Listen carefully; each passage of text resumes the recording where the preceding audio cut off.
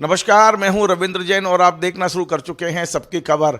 आज मैं आपको लाया हूं डॉक्टर भुवनेश गर्ग साहब के पास। मैं पिछले लंबे समय से उनके संपर्क में था। जिस तरह इस समय देश भर में जो फार्मेसी माफिया है और जो डॉक्टरों की मिली भगत से जो दवाइयां मरीजों को दी जा रही हैं, उससे मरीज ठीक कम हो रहे हैं और उनकी मृत्यु ज़्यादा हो रही है। जी हाँ, जो मैं आपको बात कर रहा हूँ ये बहुत गंभीर बात है और ये मैं अकेला नहीं कह रहा हूँ, बल्कि WHO ने अपनी एक नई रिपोर्ट में कहा है कि गलत दवाइयां देने से 1,10,00,000 लोगों की मौत हो चुकी है। ये तमाम सारी बातों पर मैं आज बात करूंगा डॉक्टर भुवनेश गर्ग साहब के पास कि क्या वास्तव में दवाओं का माफिया इतना बड़ा देश में हावी हो गया है कि लोगों को ठीक करने के बजाय उनकी मौत हो रही है। हम बहुत सारी बातें अगले एपिसोड में करेंगे, लेकिन आज हम फोकस करेंगे केवल फार्मेसी और डॉक्टरों की मिली भगत से लोगों की जेब पर डाका डाला जा रहा है और उनकी जान से खिलवाड़ किया जा रहा है। डॉक्टर साहब, आपका बहुत बहुत स्वागत है। आप एक बहुत महत्वपूर्ण मुद्दे पर आज मेरे को आपने संकेत दिए हैं। मैं जानना चाहता हूं कि क्या वास्तव में डॉक्टर और फार्मेसी का जो माफिया है उनकी मिलीभगत है। चर्चाएं बहुत होती हैं लेकिन इसके प्रमाण नहीं होते। डॉक्टर साहब, रविंद्र जी, सबसे पहले मैं अपने दर्शकों को अपनी क्रेडेंशियल के बारे में बताना चाहूँगा, क्योंकि कई बार विश्वसनीयता बहुत बड़ा मुद्दा बन जाती है। तो मैं बेसिकली MBBS MS सर्जन हूँ और दुनिया भर की बड़ी बड़ी यूनिवर्सिटीज़ ने मुझको सुपर मेडिकल डिग्रीज अवार्ड की हुई हैं। इसके अलावा दुनिया भर की वैश्विक कॉन्फ्रेंसेज में हमारे काम को सराहा गया है। अभी रिसेंटली हमको कैंसर इनोवेशंस पे अवार्ड मिला है। इसके बाद अभी हमको डायबिटिक की गैंग्रीन जिसमें पैर कटता है, उसमें हम हमारे इनोवेशन से पैर बचा पा रहे हैं। उसके लिए दुनिया की सबसे बड़ी संस्थाओं ने हमको एज स्पीकर, एज फैकल्टी आमंत्रित किया हुआ है। और इस साल हम 4 प्रेजेंटेशन अमेरिका और दूसरे यूरोप के देशों में करने जा रहे हैं। यहाँ ये मुद्दा बहुत गंभीर है, इसलिए मैं आपके सामने रखना चाहता हूँ कि हमारे देश में ही नहीं, पूरी दुनिया में सुपरबग यानी मल्टी ड्रग रेजिस्टेंट बैक्टीरिया, ये एक ऐसी विकट समस्या है जिससे हर साल लगभग 1,10,00,000 लोग, जैसा रविंद्र जी ने भी अपडेट किया, ये WHO के आंकड़े हैं। ये हम किसी ने कहीं से कोई आंकड़े जुटाए नहीं हैं। ये WHO की रिसेंट पहली ग्लोबल सेप्सिस रिपोर्ट पब्लिश हुई है अभी, जिसमें यह कहा गया है कि 1,10,00,000 हर साल मल्टी ड्रग रेजिस्टेंट यानी एंटीबायोटिक्स के मिसयूज से मरने वाले हैं।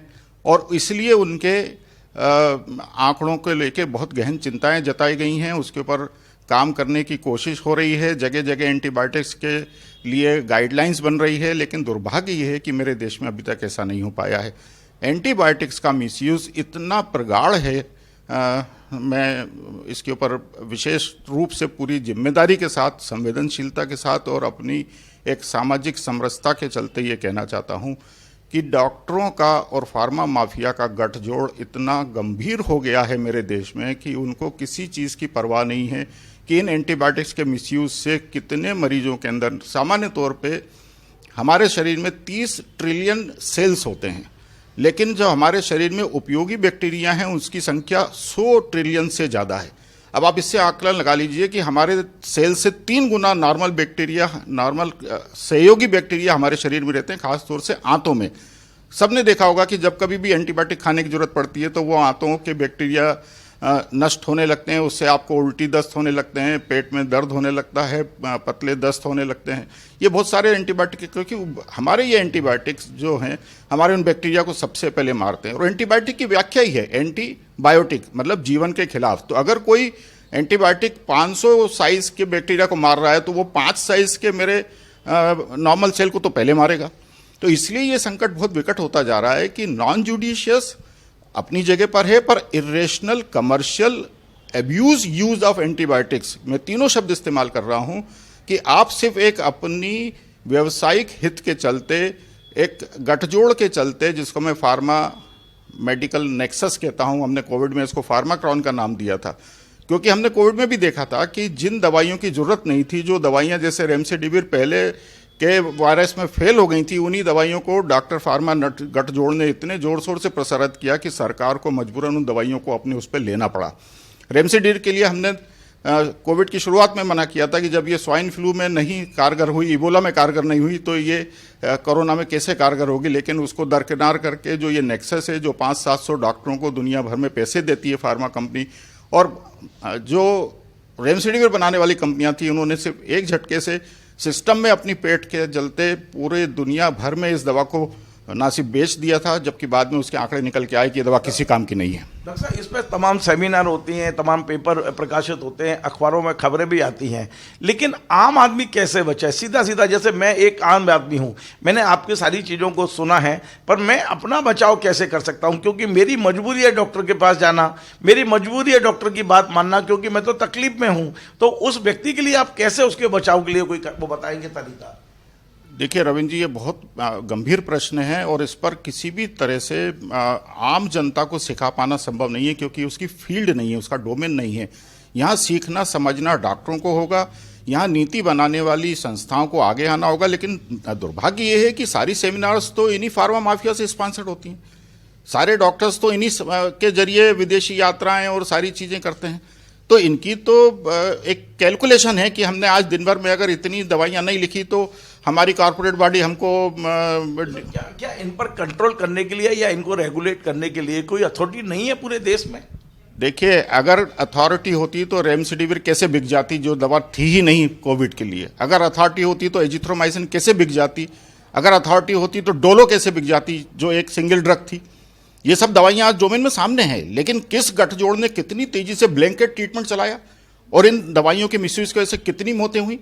मैं तो इनको सीधी सीधी इन दवाइयों और इन अस्पतालों की वजह से हुई मौतों की संख्या में रखता हूं। मैं तो बार बार मेरे आर्टिकल्स में लिख रहा हूं कि इन मौतों के लिए जिम्मेदार कौन है, उसके लिए आज तक कार्रवाई नहीं हुई। डॉक्टर साहब, अभी बहुत सारे लोग ये मान रहे हैं कि कोविड के बाद अचानक कम उम्र के लोगों को हार्ट अटैक हो रहा है, साइलेंट अटैक आ रहा है, और जहां जो व्यक्ति वहीं के वहीं मारा जा रहा है।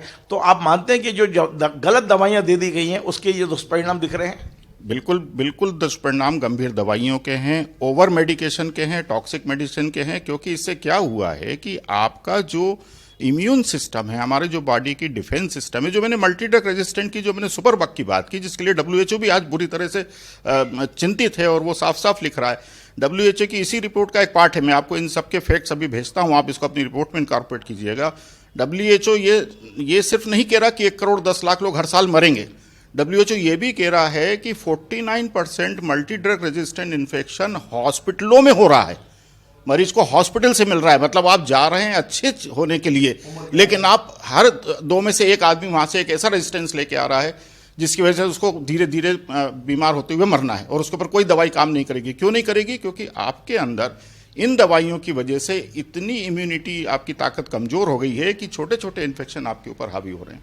ये बड़ा चिंतित है। डॉक्टर साहब, एक बहुत महत्वपूर्ण प्रश्न और है जो एक आम आदमी देखता है कि यदि हम अस्पताल जाते हैं तो डॉक्टर जो पर्चा लिखता है वो स्पेसिफिक लिखता है कि आपको यहीं जांच करानी है और इसी मेडिकल से लेनी है। अधिकांश अस्पतालों ने अपने खुद के मेडिकल खोले हुए हैं, तो इसका क्या मतलब, इसको क्या रोक नहीं सकते क्या? क्योंकि आपको पता है कि वहाँ दवाइयाँ किस रेट पे मिलती हैं, कैसी दवाइयाँ मिलती हैं, डॉक्टर जो चाहते हैं वो आपको खाने पर मजबूर कर रहे हैं एक तरह से।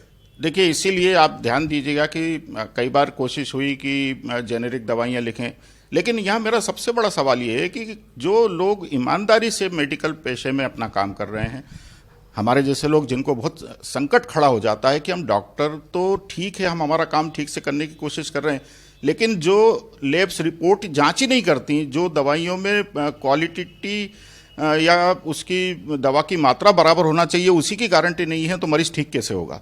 तो हमारे लिए संकट ये भी बहुत बड़ा है कि हम उन लैब्स को प्रमोट करें जो ईमानदारी से अपना काम करते हैं, हम उन दवाइयों को, उन दवा कंपनियों को प्रमोट करें जिनके ऊपर कोई क्वालिटी कंट्रोल है। लेकिन दुर्भाग्य ये है कि मेरे देश में, मैं फिर रेमडेसिविर पे आता हूँ, कि जब मैंने रेमडेसिविर के ऊपर बहुत ज़्यादा तहकीकात की, खोज की अपने उसमें कि आखिर इसको इतना ज़्यादा हाइप क्यों दिया गया है, तो ड्रग कंट्रोलर ऑफ इंडिया हमारी कंट्री के कहते हैं, उस समय के उनके डोमेन में मिल जाएंगे आपको, कि ये तो दवा में रजिस्टर्ड ही नहीं है। जिस चीज को आपने दवा में रजिस्टर्ड ही नहीं किया, उस जानलेवा दवा को आपने ब्लैंकेट ट्रीटमेंट में पूरी जगह पे स्थापित कैसे कर दिया अगर आपके पास ये दवा में रजिस्टर्ड नहीं? अभी भी कोई कानूनी कार्रवाई नहीं, कोई कार्रवाई नहीं है, अभी भी कोई कानूनी कार्रवाई। ये सारी चीजें सामने आने के बाद, सारी चीजें सामने हैं, ये सब हमारे आर्टिकल में लिख चुके हैं, सारी चीजें फैक्ट्स डोमेन में अवेलेबल हैं कि ये दवा में रजिस्टर्ड ही नहीं है। OTC में आप कचरा भेज दो। तो सर, सरकार की चुप्पी क्यों? ये आप लोगों का विषय है कि अब आप लोग देखें कि इसमें विषय क्यों, क्योंकि ये विषय तो अब और आगे बढ़ रहा है ना। रेमडेसिविर में जो मौतें हो गई वो तो 1-2 लाख थी, लेकिन मेरी चिंता तो सबसे बड़ी ये है कि अब एंटीबायोटिक रेजिस्टेंस को लेकर अगर WHO ने भी ये फैक्ट जाहिर कर दिए जो हम 20 साल से शोर मचा रहे हैं, हम 20 साल से हर फ्रंट पे कह रहे हैं कि एंटीबायोटिक बहुत सोच समझ के दी जानी चाहिए। एक एंटीबायोटिक के मिसयूज से आपका पूरा सिस्टम इम्यूनिटी खत्म हो सकती है, आपको मल्टीपल बीमारियां हो सकती हैं, और ये हमने कोविड में और अब देखा है। और अब जिस तरह से हॉस्पिटल बॉर्न इन्फेक्शंस के आप अच्छे गए थे, लेकिन अस्पताल में जो जिस तरह से सफाई नहीं है, भीड़ बड़ी पड़ी है, किसी तरह का क्वालिटी कंट्रोल नहीं है, तो अगर 49% पेशेंट हॉस्पिटल से मल्टी ड्रग रेजिस्टेंट लेकर आ रहे हैं तो ये कितना बड़ा गंभीर संकट आने वाला है। एक बहुत साधारण सा प्रश्न है, बिल्कुल देसी भाषा में मैं कहूं कि भोपाल कलेक्टर एक आदेश जारी कर सकता है सारे स्कूलों को कि आप विवश नहीं कर सकते पालक को कि आपको कहाँ से ड्रेस खरीदनी है, कहाँ से किताबें खरीदनी है, कहाँ से कॉपी खरीदनी है। तो क्या भोपाल कलेक्टर ये विवश नहीं कर सकते क्या कि आपको दवाइयाँ वहाँ से नहीं लेनी जहाँ डॉक्टर कह रहे हैं? ये बड़ा साधारण सा एक आम भाषा का प्रश्न है कि क्या अथॉरिटी जो हमारी अथॉरिटी है, डिस्ट्रिक्ट मजिस्ट्रेट है, क्या वो इस तरह के आदेश जारी नहीं कर सकते कि जितने हॉस्पिटलों में मेडिकल बने हुए बंद करिए आप और फिर फ्री करिए आप, उसको जो मरीज है उसे फ्री करिए, जहाँ उसे सस्ती दवाई मिलेगी, जहाँ अच्छी दवाई मिलेगी वहाँ से ले सकता है। रविंद्र जी, पर यहाँ जिंदों को पूछ कौन रहा है? कल मरो हुओं के लिए एक आदेश पारित हुआ है कि डेड बॉडीज के लिए आप हर हॉस्पिटल को संरक्षण गृह बनाना पड़ेगा, कोल्ड स्टोरेज बनाना पड़ेगा। कितने खर्चे आप हॉस्पिटल के ऊपर ला देंगे? आप ला देंगे तो अनर्गल तरीके से पैसा जुटाने की कोशिश करेगा। आज 52 तरह के सर्टिफिकेट हमारे अस्पतालों को लेने पड़ते हैं, हर साल फायर का लेना पड़ता है, हर साल नगर निगम का, हर कोई पुलिस से लेके इनकम टैक्स से लेके, मैं तो इवन कहता हूं कि जो भी सक्षम है थोड़ा सा वो, इसके बाद भी घटनाएं होती है, बच्चे मरते हैं वहां। तो सवाल ये है कि इस गठजोड़ को कैसे तोड़ा जाएगा? हम क्वालिटी कंट्रोल अगर एंटीबायोटिक्स की या दवाइयों की लेके आएंगे, वो तो होता नहीं। 1500 रुपए में सर्टिफिकेट मिलता है, आप चाहे जो बनाओ, आप चाहे जो बेचो, वो आपका मार्केट में आ जाएगा। तो एक आखिरी सवाल ये है, इसके लिए कानून क्यों नहीं बने, और कानून है तो उसका पालन क्यों नहीं हो रहा है? क्या प्रशासन उसको समझ नहीं रहा है या समझने की कोशिश नहीं कर रहा? ऐसा तो नहीं हो सकता कि इनके लिए कानून ना हो। देखिए, कानून ढेर सारे हैं। सबसे पहली बात तो परमिशन, क्वालिटी और कंट्रोल, हर चीज़ के ऊपर एक अपनी व्यवस्था लेके बैठा हुआ है, लेकिन दुर्भाग्य है कि वो व्यवस्था इस गठजोड़ में इतनी करप्ट हो गई है कि आप जो चाहें वो करवा लीजिए। ईमानदारी से अगर कोई काम हो रहा है तो उसके ऊपर 50 बंदिशें लग जाएंगी, जो काम बेईमानी से हो रहा है वो काम होता चला जाएगा। तो दुर्भाग्य ये है कि जब तक कि इसके ऊपर कोई सक्षमता से कार्रवाई ना हो, पब्लिक अवेयरनेस एंटीबायोटिक यूज के ऊपर ना हो, हमें ये देखना होगा कि हमको एंटीबायोटिक लेना क्यों है, पहले ये तो तय हो। सपोज एक जख्म है, उस जख्म से मवाद आ रहा है, आपने उठा के 4 ब्लैंकेट एंटीबायोटिक ट्रीटमेंट का कोर्स दे दिया कि ये भी दे दो, ये भी दे दो, ये भी दे दो, क्योंकि आपका मेडिकल स्टोर चलना है उससे। लेकिन आपने ये देखने की कोशिश नहीं की कि उसके अंदर बैक्टीरिया क्या है, उस पर दवाई कौन सी कारगर होगी। एक सिंपल सा पल्स कल्चर टेस्ट होता है। रविंद्र जी, आप मानेंगे नहीं कि मेरा जो ये अभी पूरा काम अमेरिका जा रहा है, इस काम में हम मरीज को जो जख्म आता है उसका पहले दिन पल्स कल्चर कराते हैं, और जब तीसरे चौथे दिन तक कल्चर रिपोर्ट आती है, जब तक वो जख्म ठीक होने की स्टेज पर आ जाता है बिना एंटीबायोटिक के, तो इसका मतलब एंटीबायोटिक की जरूरत नहीं थी, पर दी जा रही थी।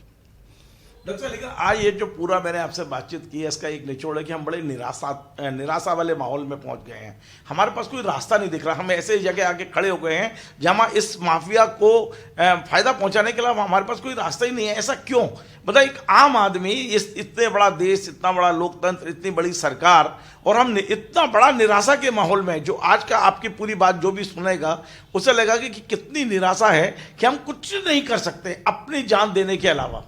नहीं रविंद्र जी, मैं समझता हूं कि निराशा से ही आशा निकलेगी, क्योंकि उसमें नीर एक शब्द हम हटा देंगे तो आशा ही आशा है सब तरफ। हम अपना काम 20 साल से करते चले आ रहे हैं और पूरे विरोध और सारे उसके बावजूद करते चला आ रहे हैं, ये देखते हुए कि हमने पर्चे पे एंटीबायोटिक नहीं लिखी है, मरीज हमको कंज्यूमर कोर्ट में ले जा सकता है, मरीज हमको कहीं भी ले जा सकता है, हमारा कुछ भी। लेकिन चूंकि ईश्वर ने हमको वो ताकत दे दी है, वो इनोवेशन दे दिया है कि हम पूरी गंभीरता के साथ वो काम कर पाते हैं, तो मुझे लगता है कि अगर बाकी डॉक्टर्स पर अब फिर बात वहीं पर आ जाती है कि जब इसमें आपने कॉर्पोरेट कल्चर घुसेड़ दिया, आपने एक जो फैमिली डॉक्टर था उसको मार दिया है, आपने ईमानदारी से होने वाली चिकित्सा व्यवस्था को 50 सर्टिफिकेट से बांध दिया है, 50 तरह के भ्रष्ट सिस्टम के पैरों तले लाके खड़ा कर दिया है, जिसमें फायर ब्रिगेड भी है, नगर निगम भी है, सब चीज़ें।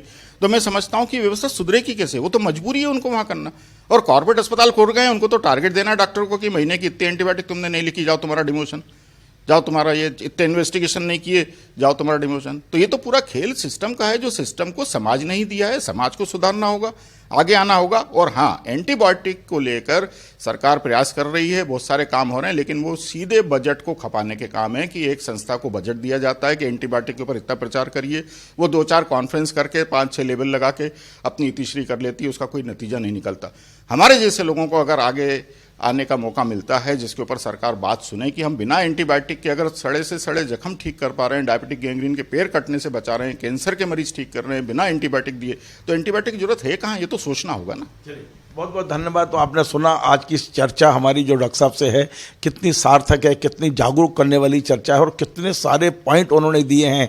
निश्चित तौर पे इसके पहले मैं डॉक्टर साहब के पास आया था तब हमने मौसम को लेकर कि किस तरह की जो बीमारियां उन्हें उससे बचाव की बात की थी। आज डॉक्टर साहब ने एंटीबायोटिक को ज़्यादा फोकस किया है और उन्होंने ये भी कहा है कि जो जो माफिया है, फार्मेसी माफिया है और डॉक्टर है, इसके गठजोड़ को तोड़ना बहुत ज़रूरी है। बेशक आज हमें निराशा का माहौल है, पर निर हट जाएगा तो आशा ही आशा है। उन्हें आज भी उम्मीद है कि सरकार इस मुद्दे पर कुछ कठोर कदम उठाएगी, लेकिन आवश्यकता है ऐसे डॉक्टरों को और ऐसे अधिकारियों को आगे लाने की जो वास्तव में ईमानदारी से इस क्षेत्र में काम कर रहे हैं और करने की क्षमता रखते हैं।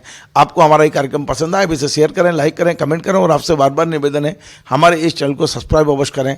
धन्यवाद।